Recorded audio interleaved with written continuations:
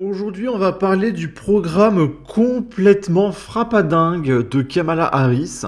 On va commencer avec ceci. Donc, elle veut légaliser certaines substances, voilà, à usage récréatif pour créer des opportunités pour les Noirs américains. Et là, vous allez me dire, mais c'est quoi le rapport entre prendre des substances et avoir des opportunités? Eh bien, le Figaro nous explique cela. C'est ici. Ce n'est pas tout. Elle aspire également à lancer une initiative nationale en matière de santé axée sur les maladies qui touchent de manière disproportionnée les hommes noirs. Donc apparemment les maladies sont racistes. Le but étant, in fine, de créer des opportunités pour les noirs américains afin qu'ils réussissent dans cette nouvelle industrie, écrit la vice-présidente. Donc si je comprends bien, c'est que les hommes noirs américains sont touchés par certaines maladies, sont complètement fous, etc. Et il faut les shooter à coups de stupéfiants pour qu'ils puissent se calmer et enfin trouver un travail. Si je comprends bien, hein, peut-être que j'ai mal compris, mais c'est ce que je comprends. Ok. Ensuite, Kamala Harris promet des aides publiques uniquement réservées aux Noirs. Vous y croyez ça? Là, on est sur un niveau de racisme qui est absolument délirant. Et du coup, F de souche nous montre un petit peu ici le programme de Kamala Harris. C'est traduit en français. Petit 1, soutenir des programmes de formation, d'éducation et de mentorat qui mènent à des emplois bien plus rémunérés pour les hommes noirs, y compris des voies pour devenir enseignants. Protéger les investissements en crypto-monnaie pour que les hommes noirs sachent que leur argent est en sécurité. Donc en gros, on protège uniquement la crypto-monnaie des hommes noirs, si je comprends bien. Lancer une initiative nationale de santé axée sur les maladies qui affectent de manière disproportionnée les hommes noirs. Alors là, si la maladie elle est raciste, c'est encore notre problème. Légaliser certaines substances récréatives et créer des opportunités pour les Afro-Américains afin de réussir dans cette nouvelle industrie. Et ici, on a des infos à propos de cette histoire d'aide pour les hommes noirs. Le programme d'opportunités pour les hommes noirs vise à les aider à lancer leur petite entreprise ou un commerce, notamment grâce à des prêts avantageux. Kamala Harris souhaite accorder 1 million de prêts à remboursement conditionnel qui peuvent s'élever jusqu'à 20 000 dollars aux entrepreneurs noirs et à d'autres personnes pour leur permettre de créer leur entreprise. Donc en gros, il n'y aura que des entreprises d'hommes noirs, si je comprends bien, si Kamala Harris arrive au pouvoir. Mais c'est absolument délirant. C'est-à-dire que son programme tourne autour du fait de financer les hommes noirs, les entreprises des hommes noirs, les financements des hommes noirs. Là, on a affaire à une ségrégation de masse absolument délirante. Et Kamala Harris, elle va sûrement gagner. Là, je suis sur le site des sondages américains. Kamala Harris est cotée à 48,5%, alors que Trump n'est qu'à 46%. Donc ça veut dire que son programme, là, ne fait pas peur aux gens. Après, je pense que, comme en France, les gens ne regardent pas les programmes, et ils vont voter juste pour celui dont parle la télé, tout simplement. Mais regardez les programmes des gens pour qui vous votez, je vous en supplie, c'est catastrophique. Il y a 70% des gens, ils vont voter, ils savent même pas c'est quoi son programme, sans déconner. Bon. Là, on a un autre sondage qui est très bizarre. C'est les Américains ont-ils une opinion favorable ou défavorable de Kamala Harris? Et on peut voir que les opinions étaient assez défavorables envers elle. Mais depuis le 9 juillet, regardez la courbe, elle a fait, on va dire, 80% vers le haut, non-stop, depuis 3 mois. C'est assez étrange. Franchement, là, on pourrait presque partir dans du complotisme, parce que sans déconner, une courbe comme ça n'existe pas. Tu passes pas de 30% à 50% en 3 mois, ça n'existe pas. Bon.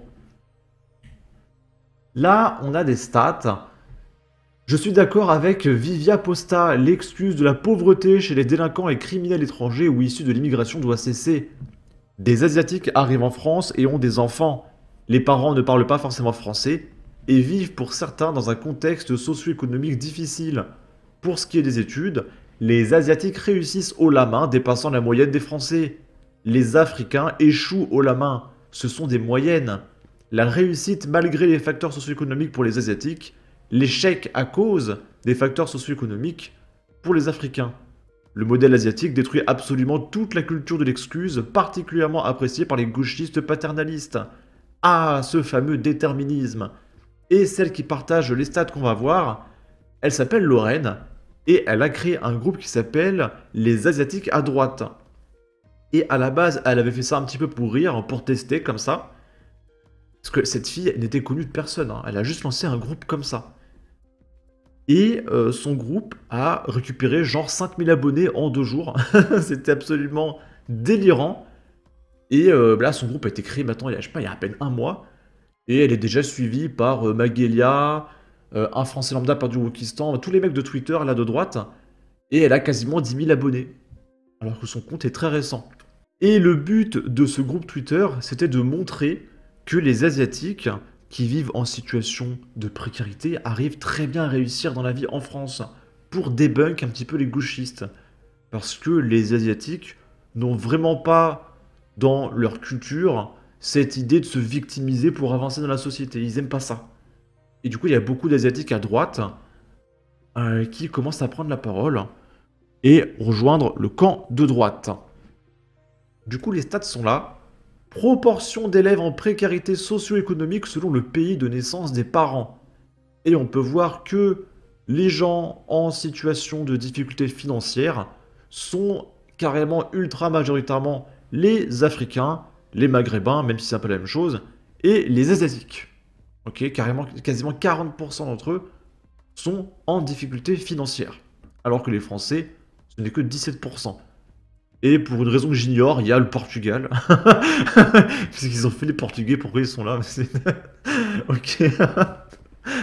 Ensuite, il y a la proportion de bacheliers généraux selon le pays de naissance. Donc qui c'est qui réussit le mieux le bac?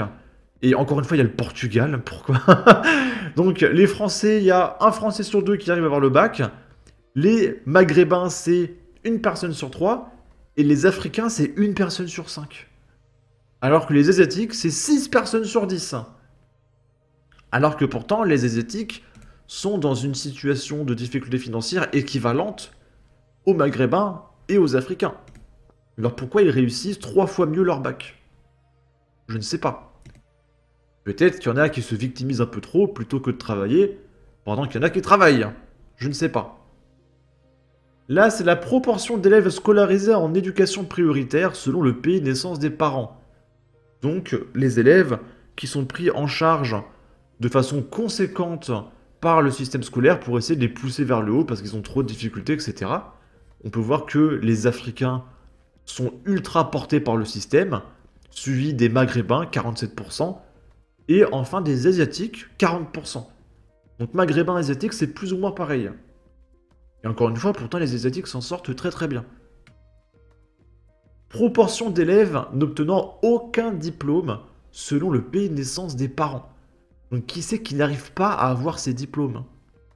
Et on peut voir que parmi les Maghrébins et les Africains, il y en a 1 sur 5 qui n'arrive pas à avoir ces diplômes. Pourtant, les Asiatiques, ils ne sont qu'à 6%. Il y a 2 fois moins d'Asiatiques sans diplôme que de Français. Ça veut dire que les Asiatiques réussissent 2 fois mieux que les Français. Alors qu'ils sont pauvres. On les a vus ici, ils arrivent en France, ils sont dans la même situation de précarité que les Maghrébins, ils sont même encore plus précaires. 38% contre 35%, ils sont encore plus précaires que les Maghrébins. Et ils réussissent 2 fois mieux que les Français. On peut voir aussi que la courbe bleue représente les garçons, et la courbe rose représente les filles. Et on peut voir tout particulièrement, ça concerne surtout les Maghrébins et les Africains, les filles réussissent 2 fois mieux que les hommes. Alors ça, c'est très bizarre, je sais pas pourquoi. Alors là, je vous laisse faire des théories en commentaire. Là, honnêtement, je n'ai aucune explication sur ce phénomène. Est-ce que les hommes seraient plus à même de se victimiser? Je sais pas. Je ne sais pas. Sur ce, n'hésitez pas à donner votre avis, votre opinion, à partager, liker, commenter. Ça aidera au référencement de la vidéo sur YouTube. Abonnez-vous, suivez-moi sur Twitter, n'hésitez pas à vous abonner à Lorraine, les Asiatiques de droite, et à la prochaine pour de futures vidéos.